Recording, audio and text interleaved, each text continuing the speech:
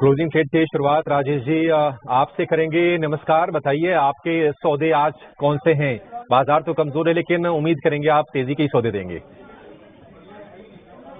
Good afternoon Abhishek ji, good afternoon everyone. तो तेजी के ही सौदे हैं क्योंकि अगर देखें तो मार्केट में वीकनेस जरूर देखने को मिली, वॉलेटिलिटी जरूर बढ़ी है। तो इतना बड़े इवेंट के चलते ये हर बार ही हमने देखा है कि जब भी इस तरीके की इवेंट होती है तो मार्केट वॉलेटाइल जरूर होता है नेचर में, लेकिन ओवरऑल स्ट्रक्चर बुलिश है और हमारा व्यू बुलिश ही है मार्केट पे। तो जहाँ पे अपॉर्चुनिटी है स्टॉक स्पेसिफिक, वहाँ पे हम फोकस करेंगे। आज जो सेगमेंट में एक मोमेंटम है, अगर हम देखें तो जुबिलेंट फूड यहाँ पे एक अट्रैक्टिव बैट लग रहा है। जिस तरीके से स्टॉक में वीकली चार्ट पे प्रीवियस वीक में ही ब्रेकआउट दिया था एक फॉलिंग ट्रेंड लाइन का, करंट वीक में फॉलोअप बाइंग एक्शन देखने को मिली। डेरिवेटिव डेटा में भी देखे तो कल की शॉर्ट कवरिंग के बाद आज यहाँ पे एडिशन देखने को मिल रहा है। तो हमें लगता है कि ये स्टॉक में जिस तरीके से एक बड़े करेक्शन के बाद स्टॉक में एक रिवर्सल के साइन यहाँ पे वीकली डेली चार्ट पे बनते हुए दिखे, यहाँ पे मोमेंटम बाइंग साइड का बनते हुए दिख सकता है। अपसाइड के टारगेट हम जुबिलेंट फूड में 498 तक एक्सपेक्ट कर रहे हैं। स्टॉप लॉस जो रखना होगा वो करीब होगा 476 के आसपास। जो दूसरा स्टॉक बाय करना है वो है सेक्टर आईटी, और आईटी में अगर हम देखें तो टीसीएस यहाँ पे हमें काफी पसंद आ रहा है। स्टॉक में देखें तो लॉन्ग टर्म स्ट्रक्चर तो बुलिश है, near term short term structure में एक करेक्शन यहाँ पे जरूर देखने को मिला था और वापस स्टॉक में अब जो रिकवरी बनी एक पिछले 5-7 दिन के कंसोलिडेशन रेंज का ब्रेकआउट हुआ 20 डे मूविंग एवरेज के ऊपर, अब सस्टेन करते हुए दिख रहा है। हमें लगता है टीसीएस में यहाँ पे स्ट्रेंथ कंटिन्यू होते हुए दिख सकती है। 4030 4040 तक की अपसाइड हमें लगता है आते हुए दिख सकती है। तो टीसीएस बाय करने की सलाह है 3936 के स्टॉप लॉस से। और जो तीसरा स्टॉक बाय करना है वो है फिनपाइप का।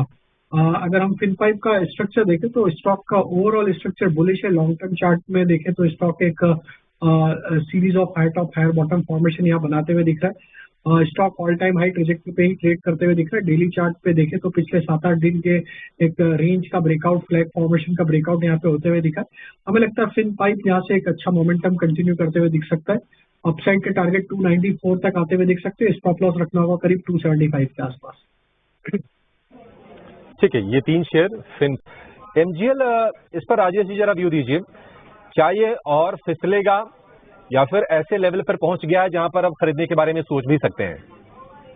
तो अभिषेक जी देखिए, एमजीएल आईजीएल दोनों में ही आज दबाव देखने को मिला और जिस तरीके से एमजीएल अपने इंपॉर्टेंट मूविंग एवरेजेस के नीचे अब फिसलते हुए दिख रहा है, हमें लगता है यहाँ पे स्टॉक ने 20 डे 50 डे मूविंग एवरेज के नीचे अब ब्रेकडाउन दिया और स्टॉक का जो एक इम्पोर्टेंट सपोर्ट एरिया था 1370 का, उसके नीचे भी सस्टेन होते हुए दिख रहा है। तो हमें लगता है कि अब ये स्टॉक जब तक 1370-75 के ऊपर सस्टेन नहीं होता है, ये स्टॉक में जो भी छोटे मोटे उछाल आएंगे तो वहाँ पे सप्लाई बनता हुआ दिखेगा। हो सकता है डाउन साइड में यहाँ पे प्रेशर एक्सटेंड होता हुआ दिखे और स्टॉक यहाँ पे 1270 1265 की तरफ फिसलता हुआ दिखे। तो अभी यहाँ लॉन्ग साइड का ट्रेड थोड़ा अवॉइड करें। हमें लगता है कि थोड़ा और यहाँ पे दबाव कंटिन्यू होते हुए दिखेगा टुवर्ड्स 1300 1270 की तरफ। लो जो मर्जी लो, ठीक है। तो कुछ अलग राजेश सर एक बार जरा आप ही चेक करना। मैं एक शेयर निकाल लेता हूँ। यस, ये वोल्टास है। वोल्टास के अंदर जितनी तेजी होनी थी सर हो गई है कि अभी और भी और टूटेगा? ये 4.5% तो आज में करेक्ट हो गया है। तो देखिए बिल्कुल एक रैली के बाद स्टॉक में पिछले 5-7 ट्रेडिंग सेशन में देखे तो एक करेक्शन का दौर यहाँ पे चलते हुए दिखा है। स्टॉक में एक करेक्शन में अब स्टॉक ऑलमोस्ट अपने 20 डे मूविंग एवरेज को अप्रोच करते हुए दिख रहा है। तो हमें लगता है कि देखिए एक करेक्शन तो ऑलरेडी हो चुका है। 1500 से करेक्ट होकर स्टॉक 1380 के आसपास आ चुका है। यहाँ पे 1375 जो कि ऑलमोस्ट 10 रुपए नीचे है करंट मार्केट प्राइस से, अगर वो लेवल भी टूटते हैं तो ये सप्लाई प्रेशर फर्दर एक्सटेंड होगा। देन स्टॉक में फिर ये करेक्शन 1300 की तरफ भी बढ़ते हुए दिख सकता है। तो अभी थोड़ा सा अवॉइड करेंगे, शॉर्ट तो नहीं करेंगे। 1375 1370 का लेवल टूटेगा तो जरूर एक बार यहाँ पे शॉर्ट किया जा सकता है। बट हाँ, जिनके पास पोजीशन लॉन्ग साइड की है, जो होल्ड करके बैठे हैं, उनके लिए ये सुझाव रहेगा कि अगर ये 1370-75 का लेवल तोड़ता है क्लोजिंग बेसिस पे तो अपनी पोजीशन से एक बार प्रॉफिट बुकिंग कर सकते हैं। मैं काफी देर से कुछ स्टॉक्स आपको इस पोल के जरिए मिल जाता है। एक काम करते हैं, जरा ध्वनि पटेल और राजेश पालविया। राजेश सर एक छोटा सा कठिन क्वेश्चन है, पूछूं आपसे? आप इजाजत देंगे तो पूछूंगा, नहीं तो छोड़ दे रहा हूँ। नहीं, पूछिए ना बिल्कुल जी। पूछ लूँ? अच्छा तो फिर सर ये बताइए, BTST कर जाऊँ, निफ्टी बैंक निफ्टी में से किसी कॉल को ले जाऊँ या सीधा फ्यूचर को ले जाऊँ? 3 मिनट रह गए सर। तो BTST करना है तो निफ्टी में कर सकते हैं, निफ्टी में कॉल ऑप्शन ले जा सकते हैं, 22,300 की स्ट्राइक का कॉल ऑप्शन बाय किया जा सकता है, क्योंकि अब एक अच्छे फुट बेस सपोर्ट के आसपास ही निफ्टी ट्रेड कर रहा है।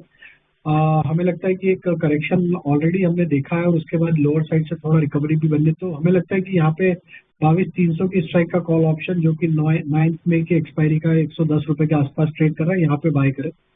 75 रुपीज का स्टॉप लॉस, टारगेट 150 रुपए का।